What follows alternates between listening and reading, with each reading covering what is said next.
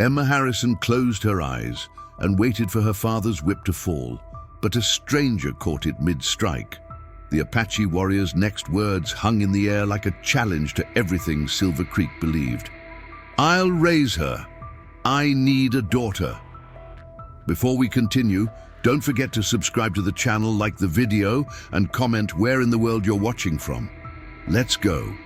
The summer sun beat down mercilessly on Silver Creek, Arizona territory in the year 1880. Dust devils swirled through the main street, carrying with them the scent of dried sage and desperation. The town sat at the edge of Apache territory, a rough settlement where miners, ranchers, and drifters gathered in uneasy coexistence. Life was hard here, carved out of unforgiving land where only the strong survived, and weakness was met with contempt. Emma Harrison knew about weakness. At 12 years old, her small frame bore the marks of countless beatings, hidden beneath long sleeves and high collars, even in the scorching heat. Her father, Thomas Harrison, had once been a respected carpenter, a man whose hands built homes and cradles with equal care. But that was before the fever took his wife Sarah 3 years ago, before the bottle became his only companion, before grief twisted into rage that found its only outlet in his daughter's trembling body. On this particular afternoon, Emma struggled with a heavy water bucket, her thin arms shaking with effort as she carried it from the town well toward their small house on the outskirts of town. The heat was oppressive, and sweat stung her eyes. She blinked, momentarily losing her grip, and the bucket slipped from her hands, spilling precious water across the dusty street. Time seemed to slow as Emma watched the water disappear into the thirsty earth. Her heart hammered against her ribs, and her mouth went dry with terror. She knew what was coming. She could already hear her father's heavy footsteps approaching from the saloon where he'd been drinking since dawn. "You worthless girl!" Thomas Harrison's voice cracked like thunder across the street. He staggered toward her, his face flushed red with alcohol and fury. Several townspeople paused in their daily routines, their eyes darting between the scene unfolding before them and the safety of their own concerns. No one moved to intervene. This was a family matter, they told themselves, as they had told themselves dozens of times before.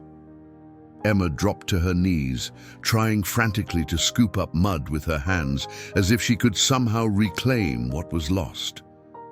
"I'm sorry, Papa," she whispered, her voice breaking. "I'm so sorry. I didn't mean to..."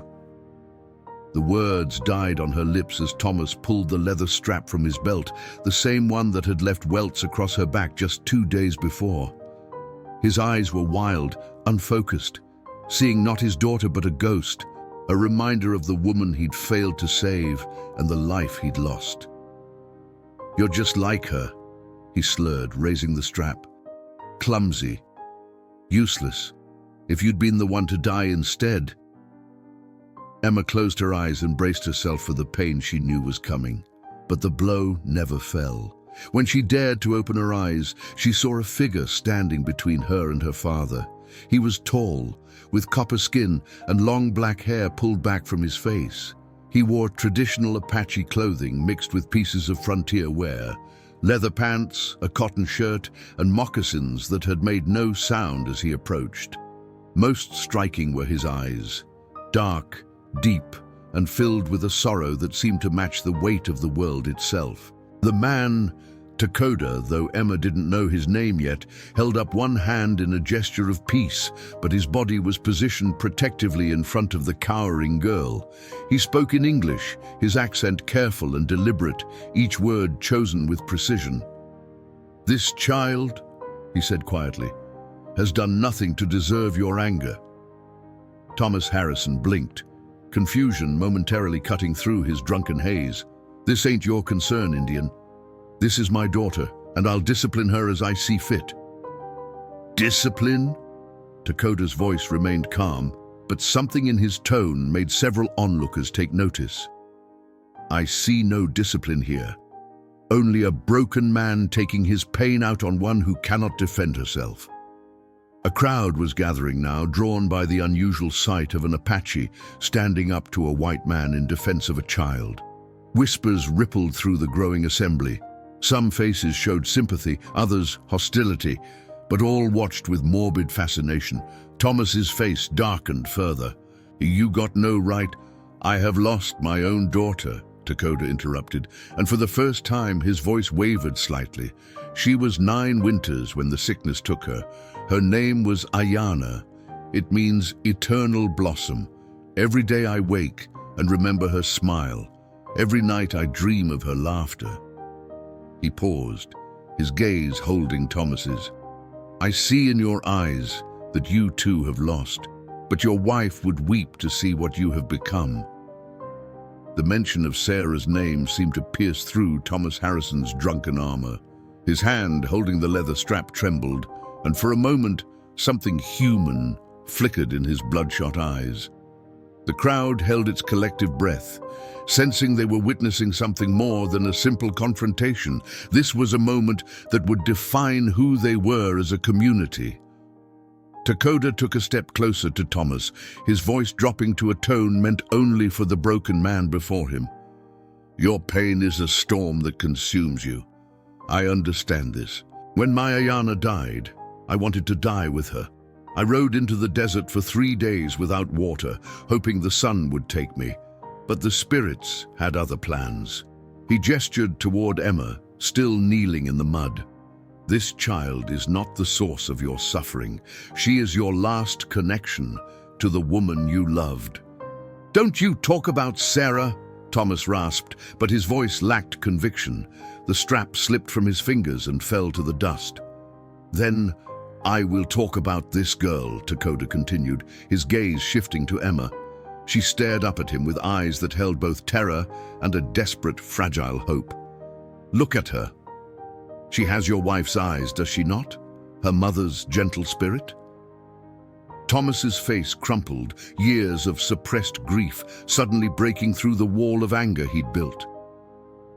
"Every time I look at her, I see Sarah dying.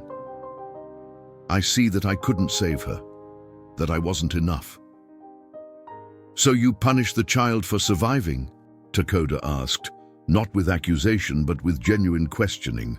"You honor your wife's memory by destroying the daughter she gave her life to bring into this world." The words hung in the air like smoke. Emma watched her father's face contort with emotions she'd never seen him express. Raw pain, shame, confusion.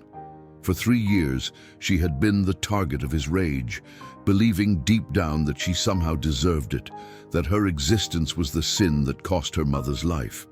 Dakota turned to face the crowd, raising his voice so all could hear. "I am Dakota, of the Chiricahua Apache. I come to this town to trade, to maintain peace as our peoples have agreed. But I cannot stand silent while a child suffers." He looked back at Thomas. "You are not fit to care for this girl. Not now. Perhaps not ever." A murmur ran through the crowd. Mrs. Patterson, who ran the general store, stepped forward. "Now see here, you can't just—" "Can't what?" Dakota interrupted. "Can't speak truth? You all see what happens here. You turn your eyes away and call it family business, but a child's screams are everyone's business." Sheriff Booth, a weathered man with a badge that had lost its shine years ago, pushed through the crowd. "Dakota's got a point, Tom. We've all heard the girl crying at night. Some of us have seen the marks." Thomas swayed on his feet, looking around at the faces that had once respected him. He saw judgment, pity, and shame reflected back at him. "She's all I have left," he whispered. "Then let her go before you destroy her completely," Dakota said gently. He knelt beside Emma, meeting her eyes at her level. "Child, do you wish to stay with this man?" Emma's lips trembled. She wanted to say yes, wanted to be the good daughter who could somehow fix her broken father. But when she opened her mouth, the truth came out in a barely audible whisper. "No." Dakota nodded and stood, facing Thomas once more. "I'll raise her. I need a daughter, and she needs a father who will cherish her, not punish her for living." He extended his hand toward Emma. "I lost my child. You have lost yourself. Let me give this girl what we both need, a chance to heal." Thomas Harrison stood frozen, his world crumbling around him like the adobe walls of abandoned homesteads scattered across the desert. The silence that followed Emma's whispered no was deafening. He looked at his daughter, really looked at her, for the first time in months. He saw the way she held herself, shoulders hunched as if perpetually bracing for a blow. He saw the bruises peeking out from beneath her collar, the hollowness in her cheeks, the way her hands trembled even now. "I never meant," he began, but the words died in his throat. What could he say? That he never meant to become a monster? That grief had twisted him into something his wife would have despised? The truth was laid bare before him. He had failed Sarah, and now he was failing their daughter. Sheriff Booth placed a hand on Thomas's shoulder. "Let her go, Tom. Get yourself right first. Maybe someday." He didn't finish the sentence. They both knew some bridges, once burned, could never be rebuilt. Thomas nodded slowly, tears cutting tracks through the dust on his face. He reached into his pocket and pulled out a small leather pouch, pressing it into Dakota's hand. "It's all I have. Please take care of her." Dakota accepted the pouch with a solemn nod. "I give you my word. She will be safe. She will be loved." He turned to Emma and offered his hand. "Come, little one. A new life awaits."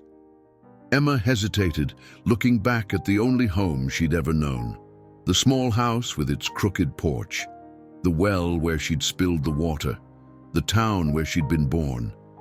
Despite everything, leaving felt like stepping off a cliff into darkness. But when she looked at Dakota's steady gaze, something in her chest loosened, a knot of fear she'd carried for so long she'd forgotten it wasn't supposed to be there. She took his hand. It was warm, calloused from work, but gentle in a way her father's hands hadn't been in years. Dakota led her to his horse, a beautiful painted mare with intelligent eyes. He lifted Emma onto the horse with ease, then swung up behind her. "Her name is Kimimela," he said softly. "It means butterfly. She was Ayana's horse. She's been lonely, I think. Now she will have a friend again." As they rode out of Silver Creek, Emma felt the eyes of the entire town upon her. Some faces showed relief, others disapproval. A few held genuine concern. Mrs. Patterson called out, "God be with you, child." Emma didn't respond. She couldn't. Her throat was too tight with emotions she didn't have names for. They rode in silence for the first hour, leaving the town behind as they entered the vast expanse of desert and scrubland. The landscape was harsh but beautiful in its own way. Towering saguaro cacti stood like sentinels, rocky outcroppings glowed red in the afternoon sun, and the distant mountains seemed to shimmer in the heat. Emma had never been this far from town before. Her father had kept her close, using her as unpaid labor for his increasingly infrequent carpentry jobs. The world suddenly seemed enormous and terrifying. "You are afraid," Dakota observed. It wasn't a question. Emma nodded, not trusting her voice. "Fear is natural when we walk new paths," he continued, guiding Kimimela around a patch of prickly pear. "But fear can also be a teacher. It shows us we are alive, that we care about what happens next." "Where are we going?" Emma finally managed to ask, her voice small against the vast openness. "To my camp. It is 2 days' ride from here, in the foothills where the water runs clear and the cottonwoods grow tall. My people, we live in the old ways, but we are not at war. We trade with towns, we hunt, we live in peace when peace is allowed." As the sun began its descent toward the horizon, painting the sky in shades of orange and purple, Dakota guided Kimimela toward a small grove of mesquite trees. "We will camp here tonight," he announced, dismounting with fluid grace before helping Emma down. Her legs wobbled after hours in the saddle, unused to such travel. Emma stood awkwardly as Takoda began setting up camp with practiced efficiency. He gathered stones to form a fire circle, collected dried wood, and unpacked supplies from his saddlebags. She wanted to help, but didn't know how, didn't know what was expected of her. In her father's house, any moment of stillness was seen as laziness, but here she felt paralyzed by uncertainty. Takoda noticed her hesitation. "You may sit," he said gently, gesturing to a flat rock near where he worked. "Rest. You have had a long day, and your body needs to heal."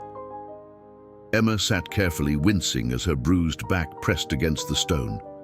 Takoda paused in his work, his expression darkening. "May I see?" he asked, pointing to her back. Fear shot through Emma. I'm fine. It doesn't hurt much. I will not harm you, little one, but I need to know how badly you are injured. Wounds left untended can fester." His voice was patient, waiting for her permission rather than demanding compliance. This simple act, asking rather than taking, was so foreign to Emma that tears welled in her eyes. Slowly, she nodded. Takoda moved behind her and gently lifted the back of her worn dress, just enough to see the damage. She heard his sharp intake of breath. "These wounds are not fresh," he said quietly. "There are old scars mixed with new bruises." "How long has this been happening?" "Since Mama died," Emma whispered. 3 years, maybe. I stopped counting." Takoda said nothing for a long moment. When he finally spoke, his voice was thick with restrained anger, not at her, but for her. "No child should carry such marks. Tomorrow, I will make medicine from plants we find along the way. For now, I have salve that will ease the pain." He retrieved a small clay jar from his pack and applied the cool ointment to her back, with hands so gentle Emma could barely feel them. The salve smelled of herbs and something else she couldn't identify, something earthy and healing. Almost immediately, the constant burning ache began to subside. "Better?" Takoda asked. Emma nodded, unable to speak past the lump in her throat. When was the last time someone had cared for her wounds instead of causing them? As darkness fell, Takoda built a small fire and prepared a simple meal of dried meat, cornmeal cakes, and water from his canteen. They ate in comfortable silence, the crackling fire and distant coyote calls the only sounds. Emma was exhausted, but afraid to sleep, afraid she might wake up and find this had all been a dream. "You may ask me questions," Takoda said, breaking the silence. "I know you must have many." Emma thought for a moment. "Why did you do it? Why did you take me?" Takoda gazed into the fire, his face illuminated by its dancing light. "When my daughter died, I thought my heart would never heal. My wife had passed 2 winters before, and Ayana was all I had left. After her death, I wandered far from my people, lost in grief." He paused, choosing his words carefully. "One night, I dreamed of her. She was standing in a field of flowers, but she was not alone.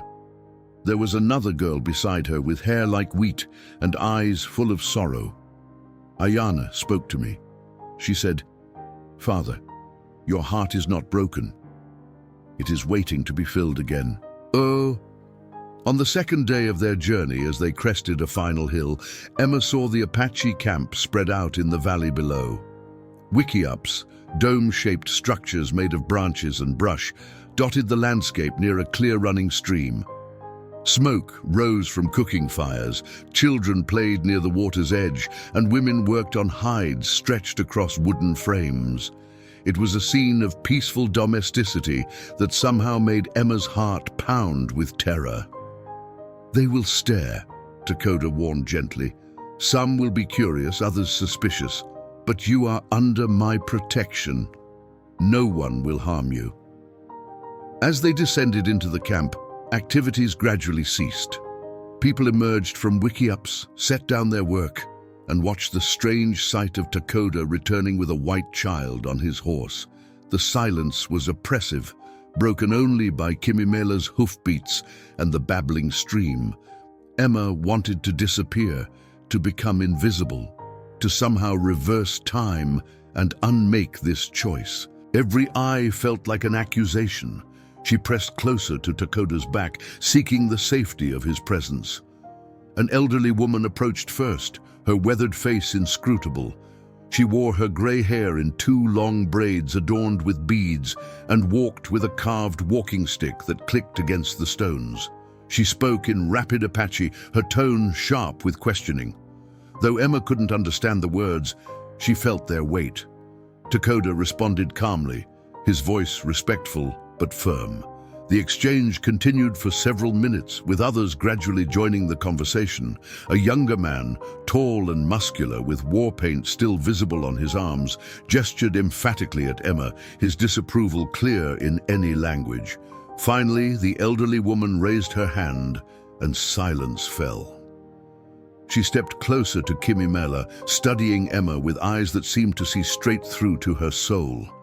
Then, unexpectedly, she reached up and gently touched Emma's tear-stained cheek. She spoke a single word in Apache, then turned to Takoda and nodded before walking away. The tension in the crowd eased slightly, though many faces still held doubt. Takoda dismounted and lifted Emma down. "Come, I will show you where we will live." He led her to a wiki upset, slightly apart from the others, near a large cottonwood tree.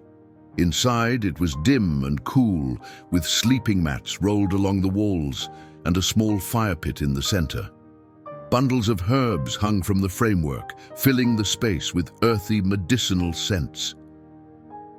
"This was Ayana's home," Takoda said softly. "Now it is yours." Emma stood in the center of the space, overwhelmed. Everything about this place was foreign. The smells, the sounds, the structure itself. She didn't know how to live here, didn't know the rules or expectations.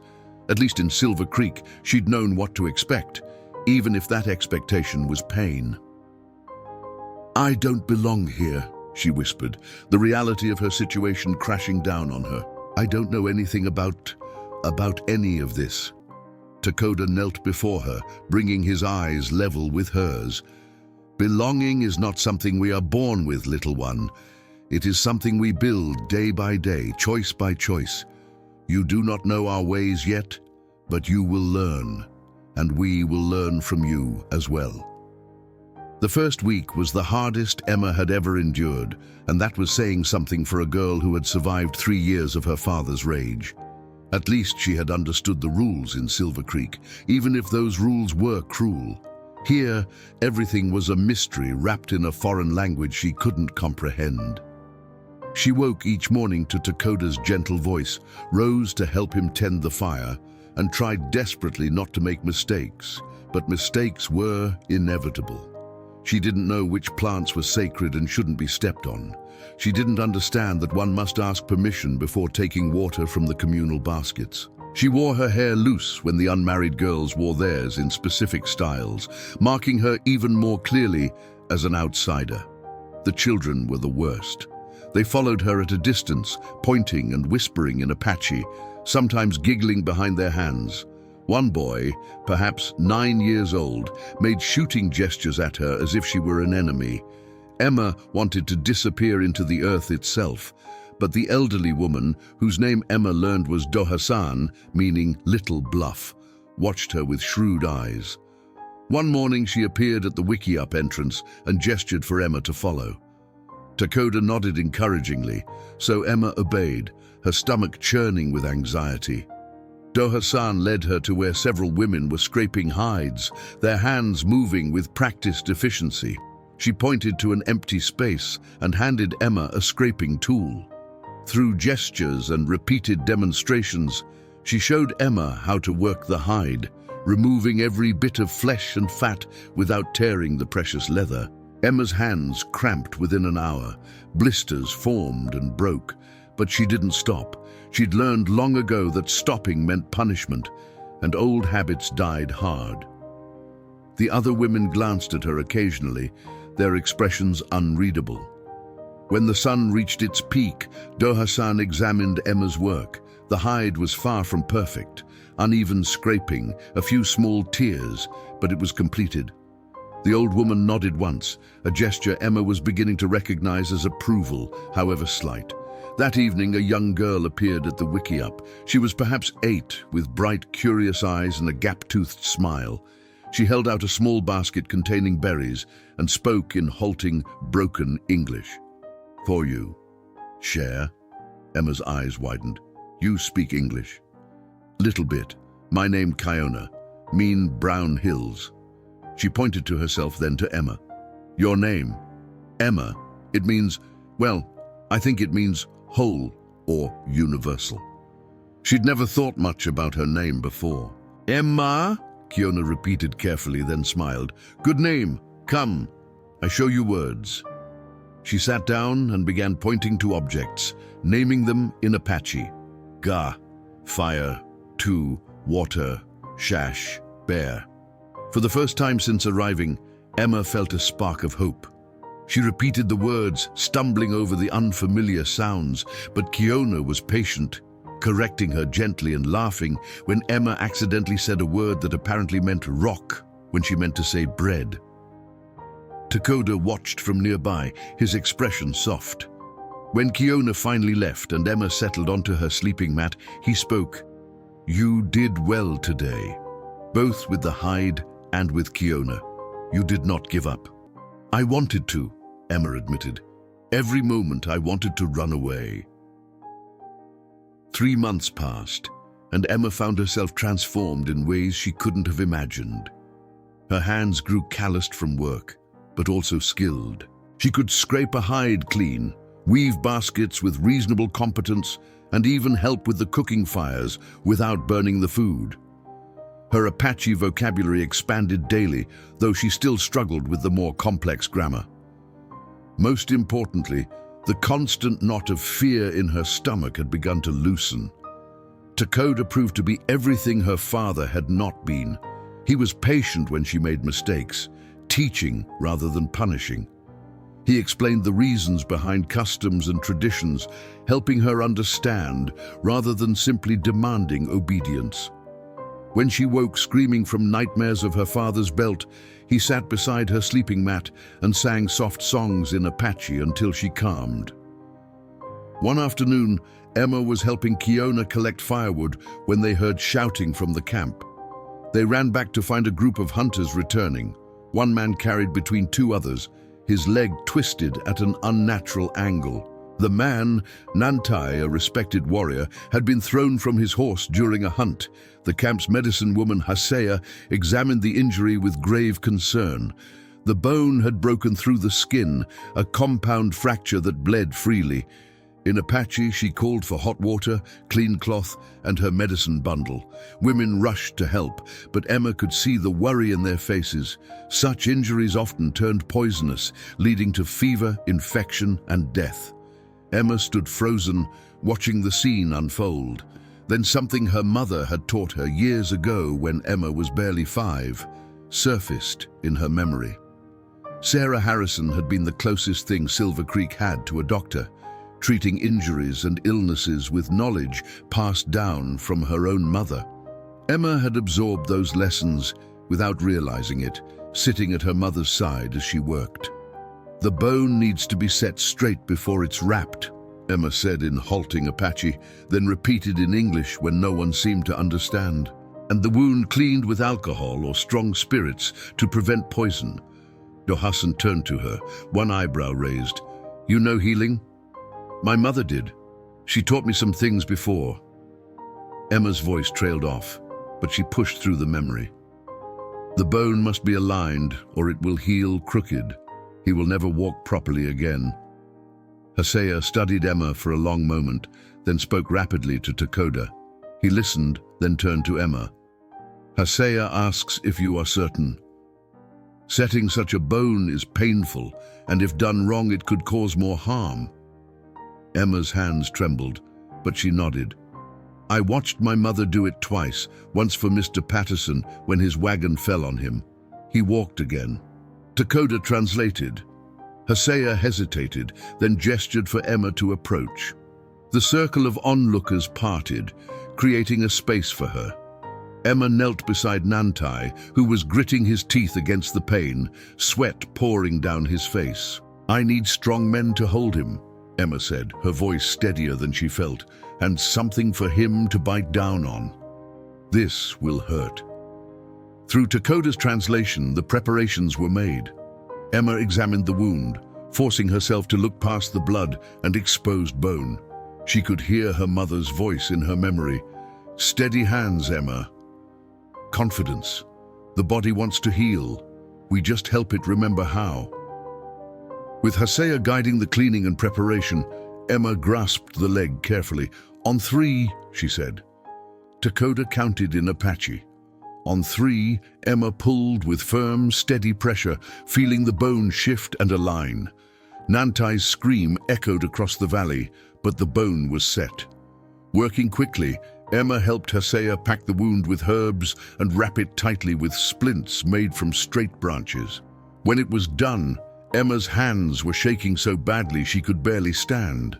But Nantai, though pale and exhausted, gripped her wrist with surprising strength. "Thank you," he said in English, one of the few phrases he knew. That night, Dohasan brought Emma a beautiful beaded bracelet and placed it on her wrist. "You carry your mother's gift," she said through Takoda's translation. "This is good. You honor her memory by using what she taught you to help others." Takoda waited until they were alone in the wickiup before speaking. His eyes were bright with unshed tears. "Today you saved a man's life. Today you showed everyone that you belong here, not because I brought you, but because you have something valuable to offer. Today I was proud to call you daughter." Emma threw her arms around him, something she'd never dared do before. "Thank you," she whispered against his shoulder. "Thank you for saving me." "We saved each other," Takoda replied, holding her close. 6 months had passed since Emma left Silver Creek, and she had almost convinced herself that her old life was truly behind her. She wore her hair in the Apache style now, braided with beads Kiona had given her. Her skin had bronzed from hours in the sun, and her hands bore the marks of honest work. When she dreamed, it was in a mixture of English and Apache, her two worlds blending together in sleep. It was Kiona who brought the warning. She burst into the wickiup one morning, her eyes wide with alarm. "White men coming!" "3 riders. One asks for you, says he is your father." Emma's blood turned to ice. The basket she'd been weaving fell from her hands. "No," she whispered. "He can't be here. He can't." Takoda, who had been preparing his bow for a hunt, set it down immediately. "You do not have to see him. You do not have to go back. You are my daughter now." But Emma knew that wasn't entirely true. In the eyes of white law, she belonged to Thomas Harrison. He could demand her return, could claim Takoda had kidnapped her. The fragile peace between the Apache and the nearby settlements could shatter over this. "I should see him," Emma said, trying to keep her voice steady even as panic clawed at her chest. Maybe he just wants to know I'm alive." "I will be with you," Takoda said firmly. "Every moment. He will not touch you." They walked together to the edge of camp where the riders waited. Emma recognized Sheriff Booth from Silver Creek, looking uncomfortable on his horse. Beside him was a stranger, a young deputy she didn't know. And then there was Thomas Harrison. He looked different, thinner, cleaner, more sober than she'd seen him in years. His eyes, when they found her, filled with tears. "Emma," he breathed. "Oh God, Emma, you're alive. You're well." Emma stood frozen, unable to respond. The terror she'd felt living under his roof came flooding back, making her knees weak. But she also felt something new, anger. How dare he come here now after everything? "Mr. Harrison claims he wants to make amends," Sheriff Booth said, his tone suggesting he wasn't entirely convinced. Says he's been sober for 4 months, attending church, trying to get right with God. He wants to see his daughter. See her or take her? Takoda asked, his hand resting protectively on Emma's shoulder. Thomas dismounted slowly, hands raised to show he meant no harm. I don't expect forgiveness. I don't deserve it, but I needed to see with my own eyes that she's safe, that she's... He swallowed hard. That she's happier than she was with me. Emma found her voice, speaking in English, though it felt strange on her tongue after months of primarily using Apache. Why now? Why did it take 6 months? Because I was a coward, Thomas said simply. Because I had to get sober first, had to clear my head. I've been working for Mr. Patterson, rebuilding my carpentry business. I've been putting money aside, in case you ever need anything. He reached into his pocket and pulled out a small leather purse, the same one he'd given to Takoda that day. This is yours. It's not much, but it's clean money. Honest work. Dohasan had appeared behind Emma, along with several other members of the camp. They watched the scene with wary eyes, hands near weapons. The tension was thick enough to choke on. Emma looked at her father, really looked at him.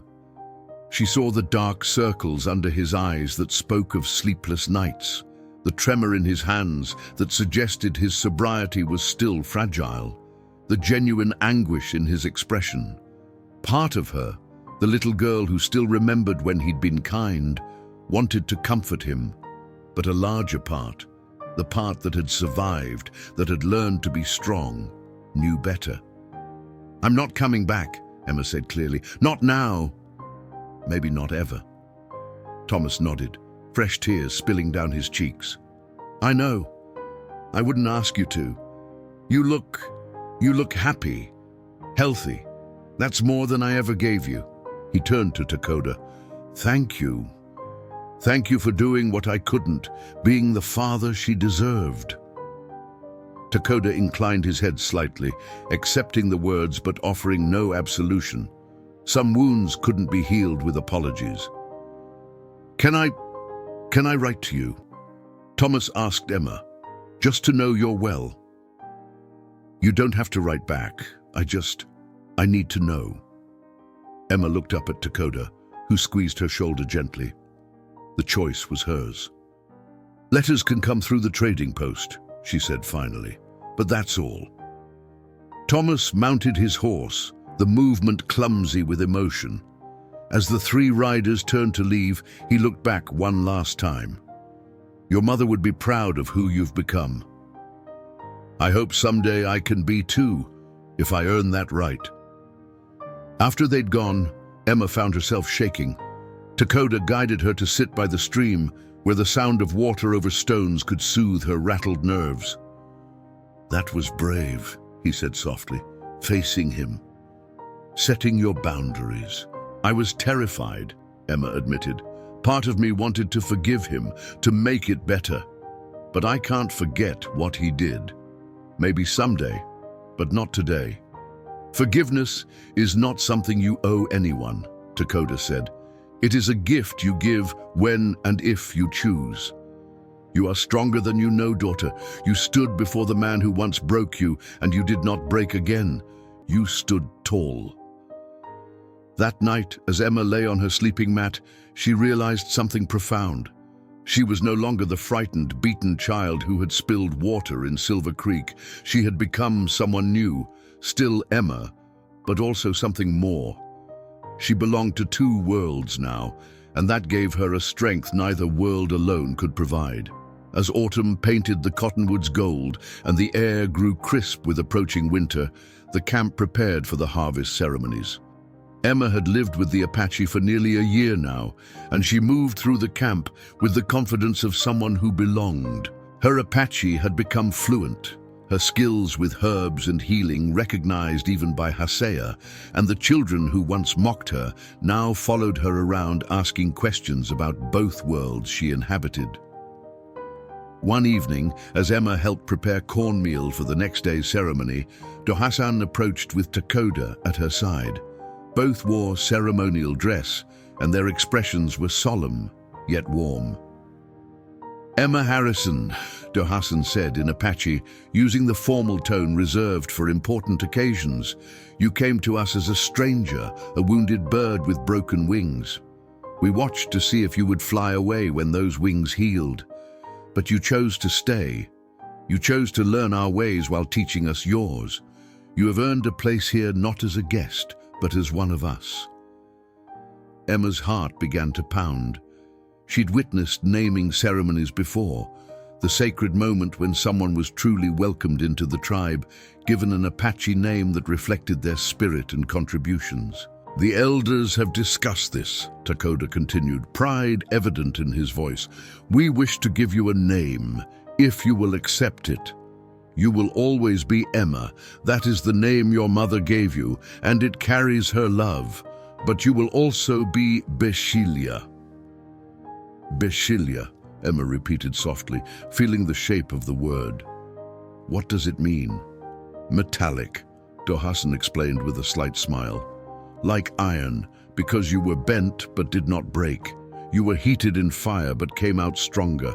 And like metal, you can be both soft enough to form and hard enough to endure." Tears streamed down Emma's face. She had never imagined being truly accepted, never dared to hope she could be both Emma and something more. "I accept. With all my heart I accept." The ceremony that followed was simple but profound. The entire camp gathered as Dohasan and the other elders painted symbols on Emma's face with red clay, marks of protection, strength, and belonging. They wove feathers into her hair and draped a blanket around her shoulders, one that Takoda had been working on in secret for months, decorated with patterns that combined Apache tradition and small details from her mother's quilt work. When it was done, Takoda stepped forward. "I lost a daughter," he said, his voice carrying across the gathering, "and the world gave me another, different in body, same in spirit. From this day, Emma Beshilia Harrison is my daughter in name and truth, recognized by this tribe, protected by our laws, welcomed by our hearts." The camp erupted in celebration. Kiona hugged Emma so tightly she could barely breathe.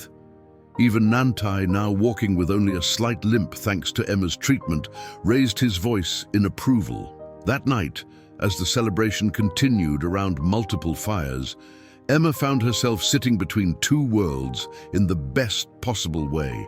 She taught several children a song her mother used to sing to her, and they taught her an Apache story song in return. She showed some women how to make a particular herbal poultice Sarah had favored, while learning their technique for preserving meat through the winter. Later, as the fires burned low and people drifted to their wiki-ups, Takoda and Emma sat together under the stars. "Do you have regrets?" he asked. "About leaving your old life?" Emma considered the question seriously. "I regret the pain that brought me here. I regret what my father became and that my mother didn't live to see me grow, but I don't regret this path. You gave me something I never had before." "What is that?" "A choice," Emma said simply. "You asked if I wanted to come with you. You asked if I wanted to stay. No one had ever asked me what I wanted before. You taught me that I could choose my own path, even when the choice was hard." Takoda pulled her close, and Emma rested her head on his shoulder. "You know," she said quietly, "I got a letter from my father last week, through the trading post." "Oh? What did it say?" "That he's still sober, that he's working steadily, that he joined a group at the church for people struggling with grief and anger." She paused. "He asked if he could visit again, in the spring, just to see me. He said he would understand if I said no." "And what will you tell him?" Emma watched the stars, the same stars that had watched over her mother, that had guided Takoda to Silver Creek that fateful day, that now watched over her new life. I'll tell him yes. But here, on my terms. Because I'm not afraid anymore. I know who I am now, both Emma and Bashilia. I'm strong enough to face him without breaking. You were always strong enough, Takoda said gently. You just needed to be safe enough to discover it. As they sat in comfortable silence, Emma realized that she had finally found what every human heart seeks, a place where she was valued, protected, and loved not for what she could provide or endure, but simply for who she was. She had become a bridge between two worlds, carrying the best of both, diminished by neither.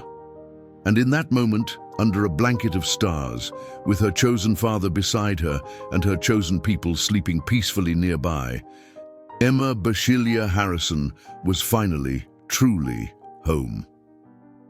5 years had passed since that dusty afternoon in Silver Creek when Takoda stepped between a broken man and his daughter. Emma was 17 now, poised on the threshold between childhood and womanhood, carrying herself with a quiet dignity that came from knowing exactly who she was and what she'd survived. The camp had changed too. Word had spread about the white girl who lived among the Apache, who spoke both languages fluently, who could heal wounds with techniques from two traditions. Travelers came seeking Bashilia's healing skills, and with them came opportunities for trade, for dialogue, for understanding. The tensions that had once threatened to explode into violence had eased into an uneasy but genuine peace. Thomas Harrison had kept his promise. He visited twice a year in spring and fall, always bringing gifts he'd made with his own hands. Carved wooden boxes, repaired tools, a rocking chair for Dohasan that made the old woman's eyes shine with delight. He never asked Emma to return. He never made excuses. He simply showed her, visit by visit, that people could change, that healing was possible even for those who had caused great harm. On this particular autumn day, Emma stood at the edge of the camp with both her fathers. Thomas had arrived the day before, and Takoda had invited him to share a meal, the first time they'd broken bread together since that fateful day. The three of them watched the sun set over the mountains, painting the sky in shades of amber and rose. "You've given her something I never could," Thomas said quietly to Takoda. "Peace, purpose, a sense of her own worth."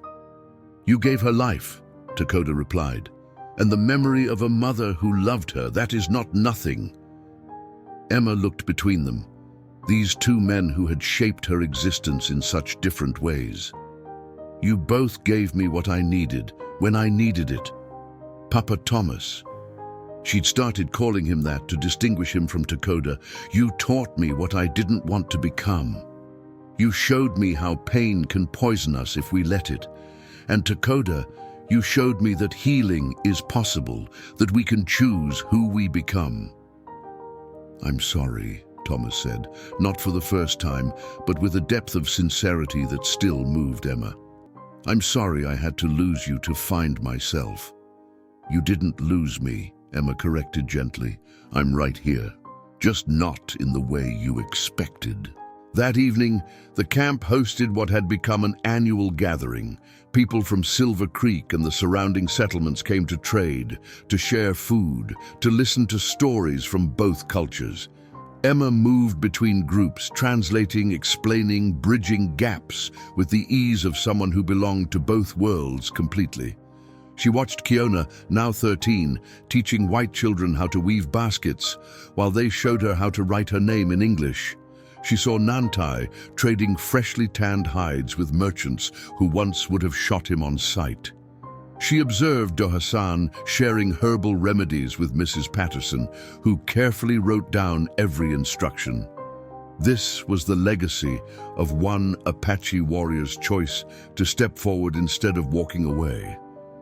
One decision to see a suffering child as more important than old wounds and ancient hatreds. From that single act of courage and compassion, something new had grown. Not the erasure of either culture, but a space where both could exist, learn, and flourish. As the celebration continued, Dakota found Emma sitting alone for a moment, watching the mingling crowds with satisfaction. "What are you thinking, daughter?" he asked, settling beside her. "I'm thinking about that day in Silver Creek," Emma said, "when you asked me if I wanted to come with you. I was so terrified I could barely breathe. But you asked. You gave me a choice when I'd never had one before. And now I choose this, every day. I choose to be Bashilia. I choose to be Emma. I choose to be the bridge between two worlds, because I've learned that we're not so different as we think. We all bleed the same. We all love the same. We all heal the same, if we're given the chance." Dakota placed his hand over hers. "My Ayana would have loved you. She would have been proud to call you sister. I think she sent you to me," Emma said softly. "I think she knew you needed to be a father again, and I needed to learn what a real father was."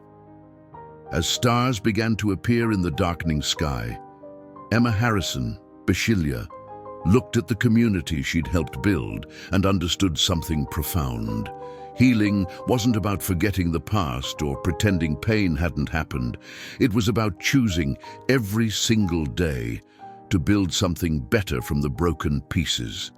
She had been a child cowering in the dust, waiting for a blow that never fell because a stranger decided her life mattered.